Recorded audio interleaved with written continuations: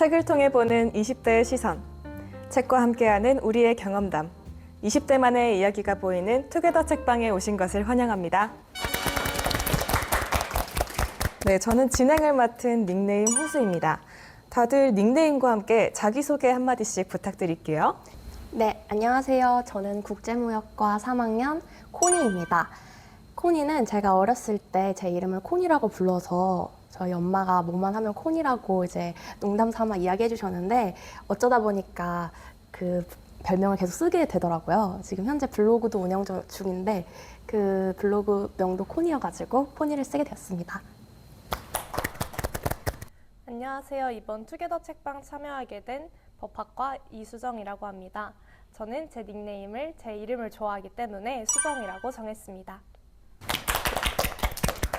안녕하세요. 저는 다은입니다. 헌법은 모든 법률의 근간이 되는 근본적인 법률이잖아요. 제 이름 또한 제 모든 생활관계에 대한 본질이 되는 이름이기 때문에 제 이름이 좋아서 다은이라고 닉네임을 지었습니다.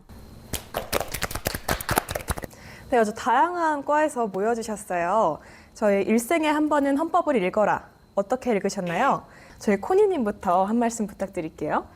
네, 저는 요즘 헌법이라는 말을 이렇게 많이 들었나 싶을 정도로 뉴스에서 툭 하면 헌법이라는 말이 많이 나와서 헌법에 대해 궁금하기도 했고, 제가 국제무역과인데 저희는 아무래도 무역법에 대해서만 배우다 보니까 헌법에 담고 있는 의미라든지 세부적인 내용이 궁금했어요. 그래서 이 책을 읽게 되었는데요. 이 책을 읽으면서 본문이 10장, 총 130개나 되는 조문으로 이루어졌구나라는 것을 처음 알게 되었고, 또 우리 일상에서 생각보다 많이 밀접해 있다는 것을 깨닫게 되었습니다. 또 오늘 촬영을 오는 길에 서초 대법원 앞을 지나왔는데 이 책을 읽고 그 앞을 지나오니까 의미가 또 남다르더라고요. 그래서 저는 이 책을 모두가 다 함께 읽었으면 좋겠습니다. 감사합니다. 네, 수정님도 한 말씀 부탁드릴게요. 네, 저는 처음에 이 책에 관심을 가지게 된 계기는 저는 아무래도 법학과다 보니까 그동안 헌법을 전공 공부로 많이 접했었던 것 같습니다. 그런데 한 번도 교양이나 인문학적 관점에서는 헌법을 읽어본 적이 없어서 비전공자의 관점에서는 헌법이 어떻게 보일지가 너무 궁금해서 한번 읽어보게 되었던 것 같습니다. 그래서 이 책을 읽고 나서 깨달았던 점은 제가 전공 공부를 했던 것과 다르게 다른 관점으로도 헌법을 살펴볼 수 있었던 점이 가장 인상 깊었던 점이었던 것 같습니다. 네, 좋은 말씀 감사합니다. 마지막으로 저희 다은님도 한번. 저는 우선 이 책을 읽으면서 가장 인상적이고 우리가 헌법을 알아야 하는 이유라고 포착을 했던 문장이 인간의 권리는 타인과의 공존을 전제로 한다라는 문장이었는데요. 저는 법학을 전공하는 사람으로서 모든 법률은 헌법에서 출발한다는 점을 잘 알고 있는데 막상 공부를 하게 되면은 그 모든 법률이 헌법에서 출발한다는 점을 계속 망각을 했습니다. 그래서 마침 도서관에서 이 인생에 한 번은 헌법을 읽어라 라는 책으로 프로그램이 진행된다는 것을 알게 돼서 바로 신청을 했고, 또 다른 한편으로는 전공 시간에 헌법을 굉장히 딱딱하게만 배웠는데 단행본에서는 비전공자에게도 그것을 쉽게 풀어서 설명하기 위해서 이 작가가 어떤 식으로 서술을 했는지가 너무 궁금했기 때문에 읽게 되었습니다. 네, 모두 좋은 말씀 정말 감사합니다. 그러면은 1번 질문부터 바로 가보도록 하겠습니다.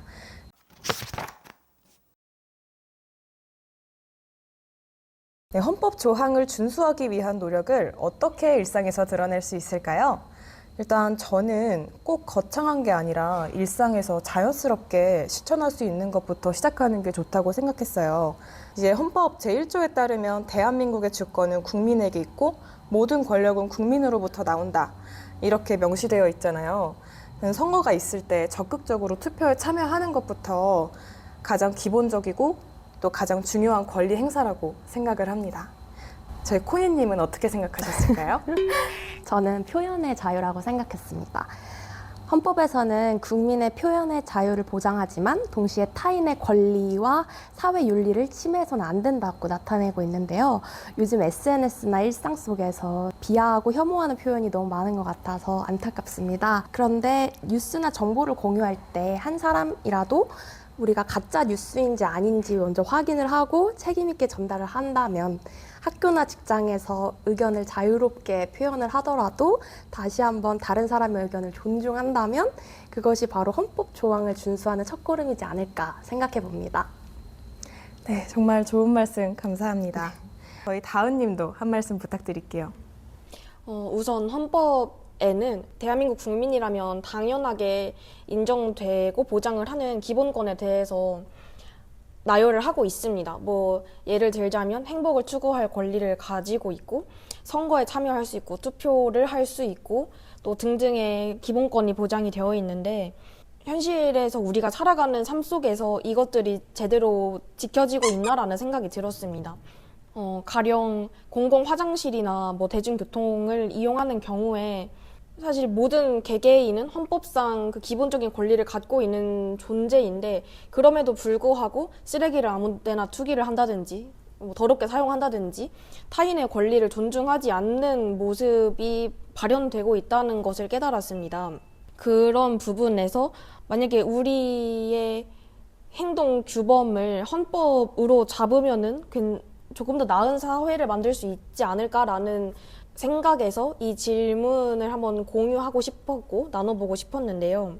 저도 개인의 양심에 따라서 그 행동을 맡긴다면 조금 더 나은 사회가 될 수 있을 거라고 생각합니다. 그럼 이제 두 번째 질문으로 바로 가보도록 하겠습니다.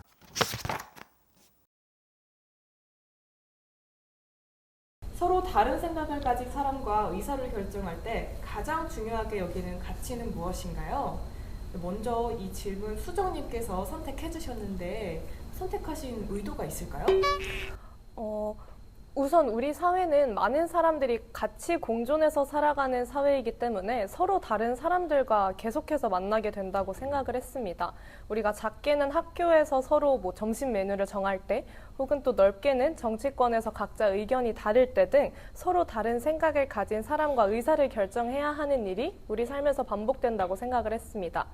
특히 이 책을 읽어보았을 때 모든 국민은 주권자이기도 해서 개개인의 주권자들끼리 각자의 주권을 지키기 위해서 의견을 공유하곤 할 거라고 생각하는데요. 서로 다른 생각을 가졌을 때 우리가 그때 그것을 단순히 배제하거나 무시하지 않는 게 아니라 각각의 주권자들의 성향과 그리고 그 사람들의 가치를 존중하면서 소통을 할 수 있을 때 가장 필요한 덕목이 무엇인지 한번 학우들의 의견을 들어보고자 이 질문을 선택하게 되었습니다.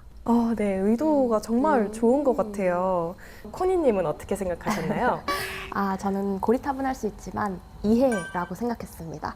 한 사람을 만나는 것은 그 사람 인생 전체를 만나는 것이다 라는 말이 있잖아요. 그동안 살아온 환경과 가치관이 다르기 때문에 서로의 의견이 다른 것은 당연하다고 생각합니다.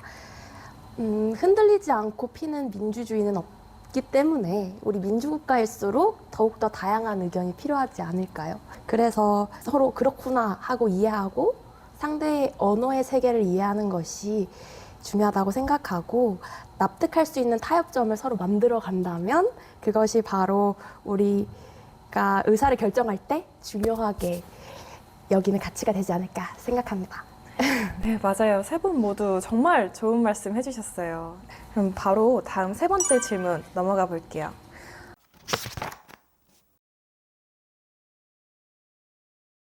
네, 소수가 다수가 될 가능성을 열어둔다고 해도 항상 모든 소수의 의견이 존중받을 수 있는 것은 아닙니다.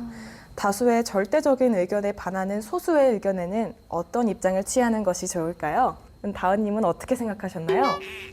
저는 집단 내에서 의사결정을 하는 때에는 필연적으로 다수와 소수의 그 집단 차이가 발생한다고 생각을 합니다. 그리고 저는 이 질문이 앞서 했던 이번의 질문과도 연결이 된다고 생각하는데요. 수적으로 어떤 견해 차이가 어긋난다고 해서 그걸 마냥 배척하는 것이 아니라 왜 그 사람들은 그런 동기를 갖게 되었고 어떻게 그 생각에 도달을 하게 되었고 그 과정 하나하나를 우리 모든 존재가 궁금해하는 그런 태도를 지니는 게 우리 사회에서 필요한 태도이지 않을까 생각했습니다. 네, 맞아요. 소수의 의견이 왜 그 의견을 갖게 되었는지 생각해보는 것도 정말 좋은 것 같습니다. 마지막으로 수정님 한 말씀 부탁드릴게요. 제가 생각했을 때 우리 사회에서 소수와 다수가 나뉠 때는 시대와 상황에 따라서 차이점을 갖는다고 생각합니다. 우리가 지금 옳다고 하는 것이 과거에는 옳지 않을 수 있고 우리가 현재 옳지 않다고 하는 것이 과거에도 옳을 수 있는 사례가 여러 반복되었다고 생각하는데요. 특히나 항상 모두의 소수의 의견이 존중받아야만 마땅한 것도 아니고 그렇다고 다수의 의견이 항상 절대적으로 맞다고 생각하지는 않습니다. 그리고 또 우리가 언제는 소수자일 때가 있고 언제는 다수자의 편에 설 수 있다는 것도 우리가 항상 생각해 두어야 하는 가치라고도 생각을 합니다.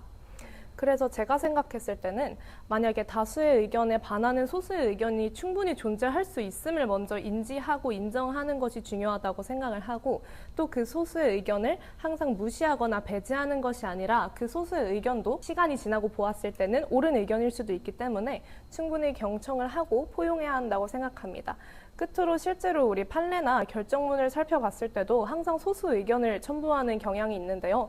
왜냐하면 그 소수 의견들도 모두 무시할 수 없는 소중한 의견이기 때문입니다. 우리 판례의 태도처럼 소수의 의견도 계속해서 우리가 경청을 하게 된다면 정말 공정하고 그리고 서로 차별 없는 민주주의가 될 수 있지 않나라고 생각을 합니다. 특히 맞아요. 마지막에 상대적이라서 모두의 의견을 배제할 수 없다. 이런 의견 정말 인상 깊었습니다. 마지막 질문으로 가볼게요.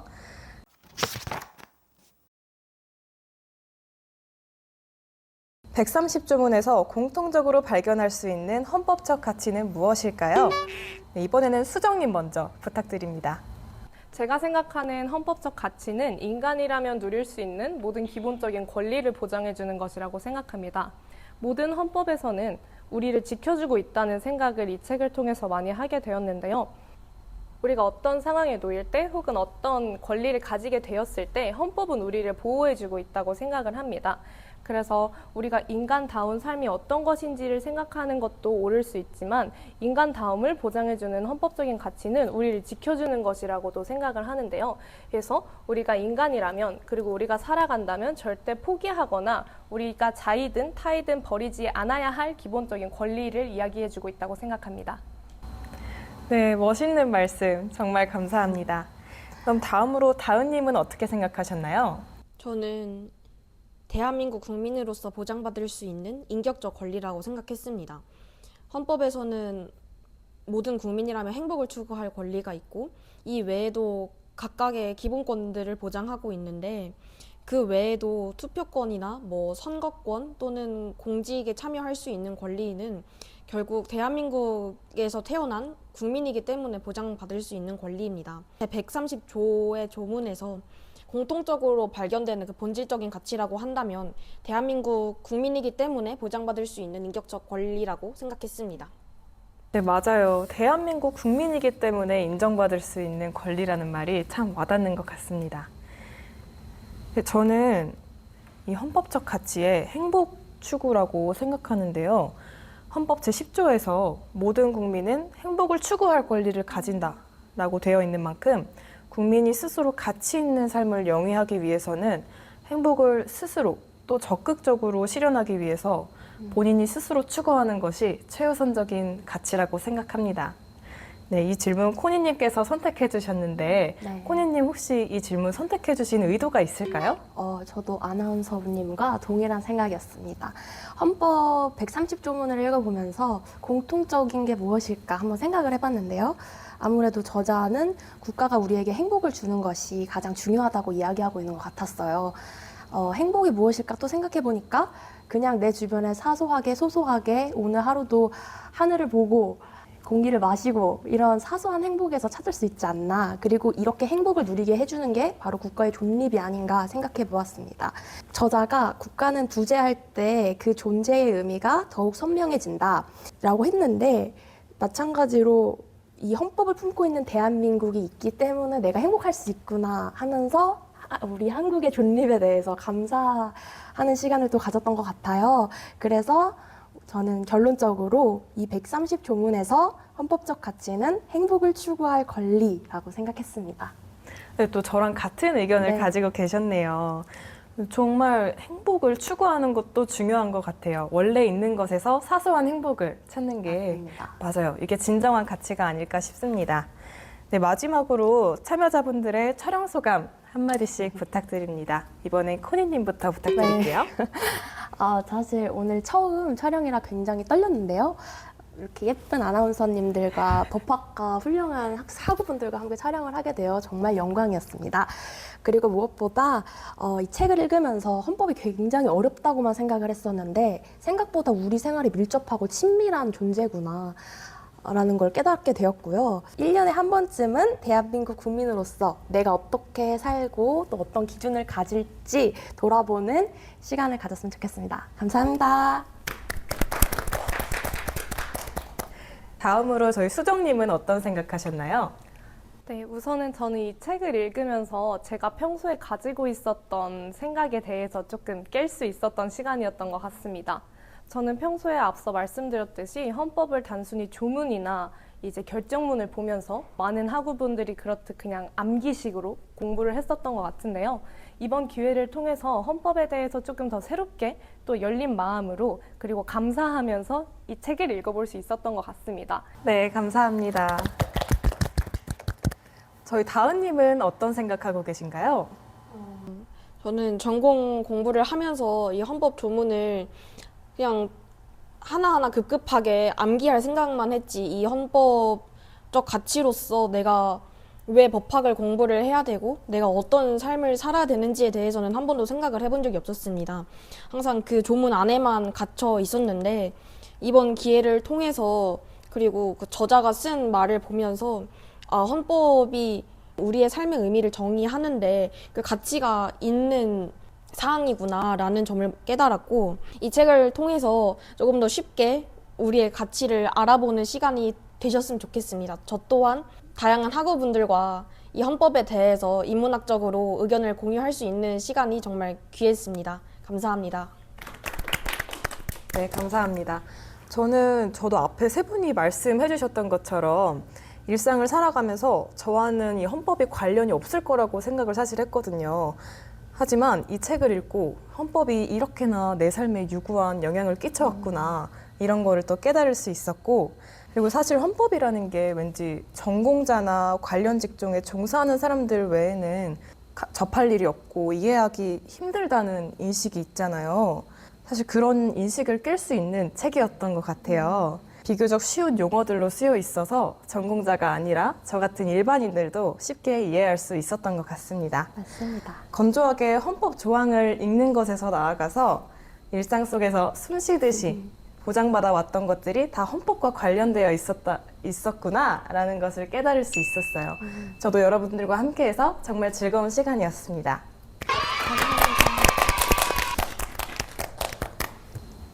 책을 통해 보는 20대의 시선, 책과 함께하는 우리의 경험담, 20대만의 이야기가 보이는 투게더 책방 마무리하겠습니다.